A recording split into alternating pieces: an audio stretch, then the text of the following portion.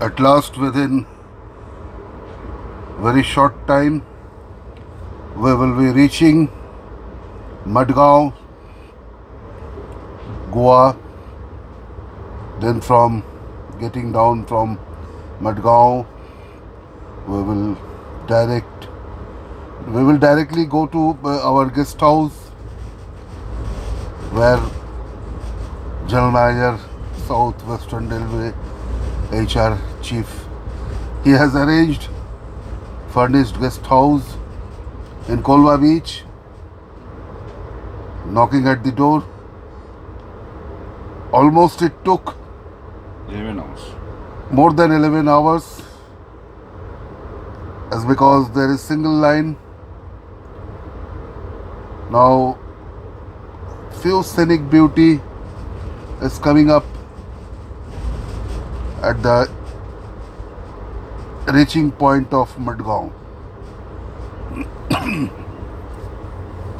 Let us see, let us hope for the best. Now, after getting bath from the guest house, then if mood permits, then we will walk down towards beach. So, train is moving and train is also expecting to reach early. I think 15 minutes early. I hope our destination will be arrived. So,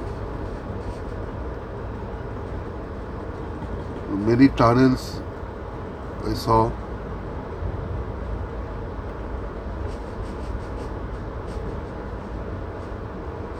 There was one mistake. If we did this journey reservation at 5:30 in the morning, which Shatabdi is leaving from last evening.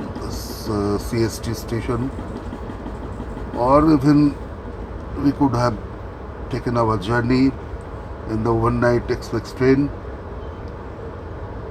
Otherwise, no problem. So, my retiring life now, it entered in the tunnel.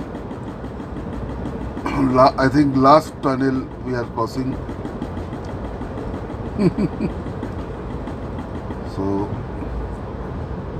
not bad experience.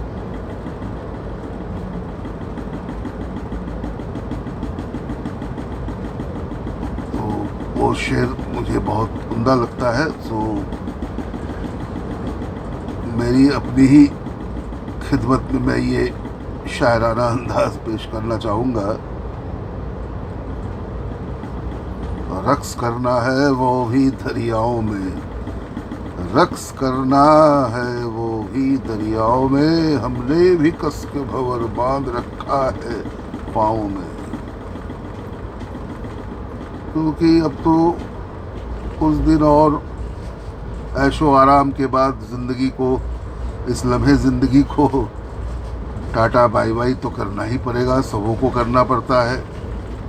तो वो मिर्ज़ा गालिब साहब की वो शेर मुझे बहुत पसंद आती है कि चंद तस्वीरें बुता, चंद तस्वीरें बुता, चंद हसीनों के खतूत, चंद तस्वीरें बुता, चंद हसीनों के खतूत, बाद मरने के मेरे घर से सामान निकला. क्या मिर्ज़ा गालिब साहब ने ये शायराना अंदाज से इस शेर को पेश किया. और देखिए, डॉक्टर बशीर बद्र साहब कहते हैं कि फटे कपड़ों से तन ढाके, फटे कपड़ों से तन ढाके गुजरता हो जहाँ कोई, समझ लेना वो पगडंडी हमारे गांव जाती है. और ये भी शेर मुझे बहुत अच्छा लगता है कि फ़कीर हो के भी शाही का खू नहीं जाती, फ़कीर हो के भी शाही का खू नहीं जाती, और ज़मीन पे गिरने से फूलों का बू नहीं जाती. तो बड़े बड़े शायर लोग इस तरह से अपने कलम से जो तीर चलाया, क्या बात है, उन्हें मैं सलाम करता हूँ, उन्हें मैं नमन करता हूँ। Hats off.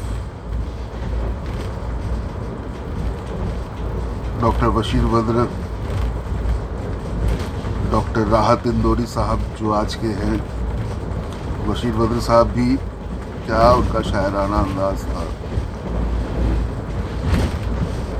फैज़ अहमद फैज़, मिर्ज़ा गालिब साहब, बहादुर शाह जफ़र साहब, इन लोगों का तो कहना ही कुछ, क्या कहूँ इन सबों के बारे में, शायरों के, महान शायरों के बारे में। ये देखिए कितना उम्दा शेर है, ये शेर भी मुझे बहुत पसंद है। खुद ही को कर बुलंद इतना, खुद ही को कर बुलंद इतना कि हर तकदीर के पहले खुदा बंदे से खुद पूछे कि बता तेरी रजा क्या है। বাংলায় বলছে যে নিজের শক্তিমত্তায় এত নিজেকে মহান করে তোলো যে স্বয়ং ঈশ্বর এসে তোমাকে প্রশ্ন করবেন যে আর তোমার অভিলাষ অভিপ্রায় আর তুমি কি চাहो। रियली वही सारे बस इन्हीं सबों को लेकर अपनी ज़िंदगी को संगीत के माध्यम से, शेर व शायरी के माध्यम से, अच्छे अच्छे कविताओं के माध्यम से, चाहे वो बांग्ला कविता हो, चाहे वो हिंदी हो, चाहे वो गद्यांश हो, पद्यांश हो, अंग्रेज़ी कविताएं हो, अंग्रेज़ी मेलोड्रामा, हाँ, स्टोरी हो। इधर महान बांग्ला के महान कवि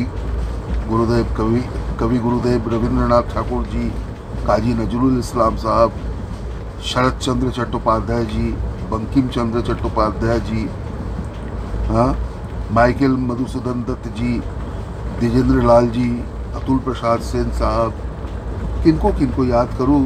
इन सारे महान बांग्ला के महान कवियों को मैं नमन, सलाम, कोटि कोटि प्रणाम करता हूँ। और इसी तरह हिंदी के भी महान कवि लेखकों को मैं सलाम नमन करता हूँ। मुंशी प्रेमचंद जी, दिनकर जी, कवि दिनकर जी, हंस कुमार तिवारी जी, महादेवी वर्मा जी, सारे महान कवियत्रियों को मैं दोबारा नमन करना चाहूँगा। अब देखिए ये हमारे ट्रेन के कमरे से ही ये जो शीशे के खिड़की से जो सीनिक ब्यूटी आ रही है उसका मज़ा मैं तो ले ही रहा हूँ। और फिर जब मैं गाड़ी भागा भागा है ना, हाँ, अब जब जाऊँगा घर, बीच बीच में इन सारे यादों को दोबारा फिर से मैं ये करूँगा, अच्छा लगता है। तो चलिए अब हमारी इस छोटे से वीडियो क्लिप्स रिकॉर्डिंग को मैं अब ख़त्म करना चाहूँगा, चूँकि अब मडगांव अब पहुँचने वाले हैं, पहुँच ही रहे हैं, 10 मिनट का अंतराल है। तो चलिए गोवा को सलाम करते हुए उनका स्वागत करता हूँ और फिर देखा जाए अपने मित्र के साथ जो हमारे साथ कलकत्ता से शिरकत किए हैं, हमारे साथ हमारा साथ दिया है, मिस्टर श्यामल शिकदर जी को भी मैं धन्यवाद ज्ञापन करना चाहूँगा तहे दिल से कि उन्होंने मेरे कहने से मेरा इतनी लंबी सफ़र पे साथ दिया। मुंबई में 3 रात गुजारने के बाद मुंबई में भी काफ़ी भरपूर आनंद उठाया।